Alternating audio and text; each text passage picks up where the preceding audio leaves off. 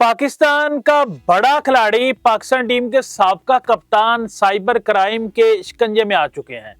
उन्होंने पीएसएल के ऊपर भी इल्जाम लगाए थे, उन्होंने पाकिस्तान क्रिकेट बोर्ड के ऊपर भी इल्जाम लगाए थे, उन्होंने कुछ खिलाड़ियों के ऊपर भी इल्जाम लगाए थे कि वो जुआ कंपनीज के साथ मिलके मोहम्मद रिजवान की कप्तानी खत्म उन्होंने करवाई है। अब साइबर क्राइम एजेंसी के सामने उस खिलाड़ी ने जो है ना एविडेंस पेश नहीं किए और ये कहा है कि मैं आपको रिटर्न लिख के दूंगा। अगर एविडेंस ना दे सका वो साबका कप्तान और वो बड़ा खिलाड़ी तो उसके ऊपर बड़ी सजा भी हो सकती है, कैद भी हो सकती है। वो कौन सा खिलाड़ी है, क्या नाम है और उन्होंने क्या काम किया है, ये सारा कुछ हम आपको बताएंगे अपने इस व्लॉग में। उससे पहले आपसे एक ही रिक्वेस्ट है, हमारे चैनल को सब्सक्राइब कर लें, बेल आइकन को जरूर दबा दें, क्रिकेट से रिलेटेड हर लेटेस्ट वीडियो अब तक पहुंचती रहे। दोस्तों, मैं बात कर रहा हूं पाकिस्तान के साबका कप्तान मायानाज wicket keeper batsman Rashid Latif साहब की। राशिद लतीफ साहब को कौन नहीं जानता पाकिस्तान के अंदर, दुनिया के अंदर अभी पूरी दुनिया जानती है जहां जहां क्रिकेट होती है कि राशिद लतीफ साहब ने यूट्यूब पे आके फिर ट्विटर अकाउंट्स के ऊपर भी काफी ज्यादा ट्वीट्स किए हैं। अब क्या मामला बना है, साइबर क्राइम एजेंसी ने उनको क्यों बुलाया? राशिद लतीफ साहब ने कुछ अर्सा पहले जो है ना इंकशाफात किए थे। सबसे पहले मोहम्मद रिजवान के बारे में इन्होंने इंकशाफ किया है कि मोहम्मद रिजवान की जो कप्तानी गई है ना उसके पीछे जो है ना ये जुआ कंपनी से है। इसके पीछे जुआ कंपनी ने जो है ना उन खिलाड़ियों को अपने साथ मिलाया और ये इस तरह का प्लान बनाया और मोहम्मद रिजवान की कप्तानी से छुट्टी करवा दी। एक ये इल्जाम लगाया उन्होंने, ये भी डायरेक्ट इल्जाम है, आप ऐसे कर लें खिलाड़ियों के ऊपर और सीधा पाकिस्तान क्रिकेट बोर्ड के ऊपर। फिर दूसरा उन्होंने इल्जाम लगाया कि पाकिस्तान क्रिकेट बोर्ड के मामला जो है ना जुआ कंपनीज के साथ चलते रहे हैं अंदर खाते, कि वो कहते हैं ना बंद कमरों में ये मामला चलते रहे हैं, तो ये मामला तो तय हुए हैं लेकिन ये सिर्फ मीडिया के ऊपर नहीं लेके आते। ये भी दूसरा बड़ा इल्जाम था। तीसरा बड़ा इल्जाम उन्होंने लगाया कि पीएसएल के अंदर भी ना जुआ कंपनीज जो है ना वो इन्वॉल्व थी पीएसएल में, पीएसएल की मैनेजमेंट के साथ इन्वॉल्व थी, कुछ फ्रेंचाइज के साथ भी इन्वॉल्व थी। तो ये भी बड़ा इल्जाम जो है ना राशिद लतीफ साहब ने लगाया है पीएसएल की मैनेजमेंट के ऊपर और पाकिस्तान क्रिकेट बोर्ड के ऊपर ही। ये तीन बड़े इल्जाम थे जो पाकिस्तान क्रिकेट बोर्ड के ऊपर, पीएसएल के ऊपर जो पाकिस्तान का सबसे बड़ा ब्रांड है, फिर इन खिलाड़ियों के ऊपर जो पाकिस्तान में इस टाइम खेल रहे हैं कि ये भी जुआ कंपनीज के साथ जो है ना काम कर रहे हैं। अब ये बहुत बड़े इल्जाम थे। फिर आपको पता है कि साइबर क्राइम एजेंसी ने तलब कर लिया राशिद लतीफ साहब को।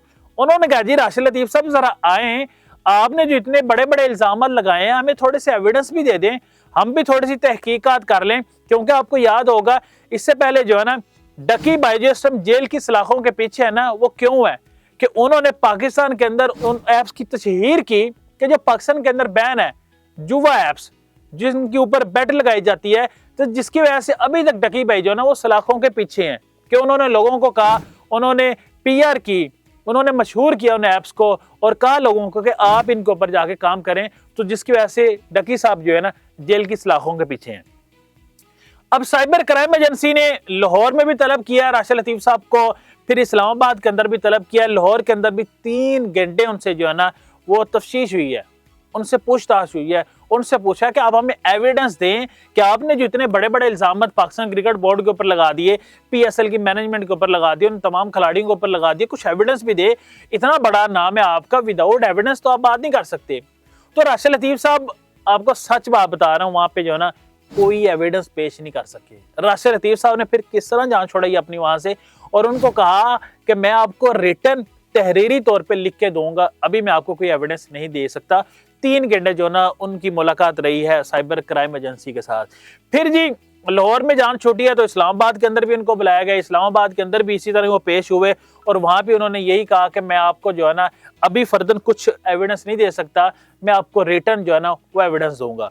जिसकी वजह से जो है ना साइबर क्राइम एजेंसी ने फिलहाल तो राशिद लतीफ साहब को छोड़ दिया है, लेकिन एक उनको तारीख डेट दी है कि इस डेट तक आप हमें एविडेंस दें, आप अपना टाइम ले लें, आप अपने एविडेंस इकट्ठे कर लें, हमें आप एविडेंस देंगे, हम आगे तहकीकात करेंगे। और अगर राशिद लतीफ साहब एविडेंस ना दे सके तो मैं आपको बड़े बावसूख ज़राए से ये खबर दे रहा हूँ कि राशिद लतीफ साहब के ऊपर जो है ना वो पाबंदी भी लग सकती है। राशिद लतीफ साहब का जो मामला है ना वो कोर्ट में आगे जा सकता है, क्योंकि अभी तो तहकीकात हो रही है ना। जाहिर सी बात है कि साइबर क्राइम एजेंसी खुद तो फैसला नहीं कर सकती, साइबर क्राइम एजेंसी खुद तो अदालत नहीं बन सकती, تو یہ معاملہ جائے گا عدالت میں. آپ کو پتا ہے وہ عدالت کے اندر جب جاتا ہے تو تاریخ پہ تاریخ تاریخ پہ تاریخ. آپ کو پتا ہے یہ ڈائلاگ تو آپ کو یاد ہوگا کس نے بولا تھا. تو وہاں پہ جو ہے نا معاملات پھر بگڑ جانے ہیں, معاملات پھر کھل جانے ہیں, اور عدالت کے اندر پھر ثابت اگر نہ کر سکے راشد لطیف صاحب, جو انہوں نے الزامات لگائے ہیں پی ایس ایل کے اوپر, جو انہوں نے الزامات لگائے ہیں پاکستان کرکٹ بورڈ کے اوپر, جو انہوں نے الزامات لگائے ہیں محمد رضوان کے بارے میں کہ رضوان کی جو کپتانی کی ہے اس کے پیچھے جو ہے نا جوا کمپنیز کا ہاتھ ہے, اور انہوں نے تمام پلیئرز کو بلایا. یہ تمام جو ہے نا چیزیں جو راشد لطیف صاحب کو پروف کرنی پڑیں گی عدالت کے اندر. یہ اگر فیصلہ جاتا ہے تو اگر وہاں پہ پروف نہ کر سکے تو آپ کو ہی پتہ ہے, مجھے بھی پتہ ہے, پھر راشد لطیف صاحب کے اوپر جو ہے نا وہ سزا ہو سکتی ہے, ہو سکتا ہے 5 سال کی سزا, ہو سکتا ہے 10 سال کی سزا, ہو سکتا ہے 1 دن کی بھی سزا نہ ہو سکتا ہے ان کو جرمانہ ہو, مطلب کچھ بھی پاسبل ہے نا. ہو سکتا ہے ان کو جرمانہ ہو سکتا ہے وارننگ دے کے چھوڑ دیا جائے. لیکن جب بھی آپ کوئی بات کریں نا آپ کے پاس ایویڈنس ہونا چاہیے. آپ کسی کے اوپر الزام لگا رہے ہو, اتنا بڑا الزام لگا رہے ہیں, کوئی چھوٹے الزامات نہیں ہے کہ آپ بیٹھے ہیں آرام سکون سے کراچی میں تو پاکستان کرکٹ بورڈ کے اوپر آپ نے ڈائریکٹ الزام لگا دیا کہ پاکستان کرکٹ بورڈ جو ہے نا جوا کمپنیز کا کام کر رہا ہے اندر کھاتے. آپ نے بڑا الزام لگا دیا پی ایس ایل کے اندر بھی, پی ایس ایل کی فرنچائز والے بھی اور پی ایس ایل کی مینجمنٹ بھی اور جوا کمپنیز کے ساتھ جو ہے نا کام کر رہی ہیں. یہ بھی آپ نے کہا جی ان سائڈ سٹوری اندر کھاتے کام ہو رہا ہے. آپ یہاں تک بھی نہیں روکے محمد رضوان کی کپتانی کی, آپ نے کہا ہے کہ کپتانی جانے کے پیچھے بھی جو ہے نا جوا کمپنیز والے ہیں. اتنے بڑے آپ نے الزامات لگا دیے تو پھر ظاہری سی بات ہے, وہ کہتے ہیں نا کہ ادارے حرکت میں آئے. پھر انہوں نے بلایا اور راشد لطیف صاحب کو, اور انہوں نے کہا جی آپ ایویڈنس دیں.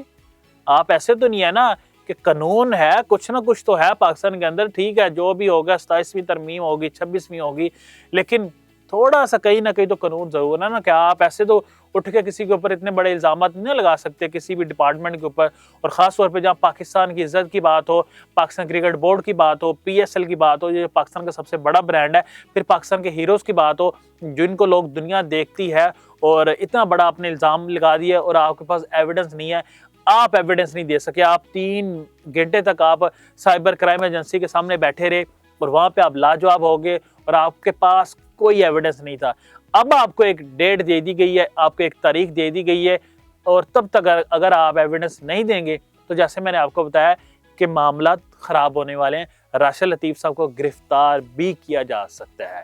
دوستو ہمیشہ جب میں اپنا ولاگ اینڈ کرتا ہوں آپ سے ایک سوال ضرور رکھتا ہوں, آپ کے سامنے سوال ضرور رکھتا ہوں کہ آپ نے اس کا جواب ضرور دینا ہے. آپ کو کیا لگ رہا ہے یہ راشد لطیف صاحب نے جو الزامات لگائے ہیں پاکستان کرکٹ بورڈ کے اوپر, پی ایس ایل کے اوپر اور ان کھلاڑیوں کے اوپر, اس کے اندر کتنی سچائی, اور کیا آپ کو لگتا ہے کہ راشد لطیف صاحب جب دوبارہ ملیں گے سائبر کرائم ایجنسی سے ایویڈنس پیش کر سکیں گے یا نہیں؟ اس کے اوپر آپ کیا رائے رکھتے ہیں؟ آپ نے کامنٹ سیکشن میں ضرور بتانا ہے.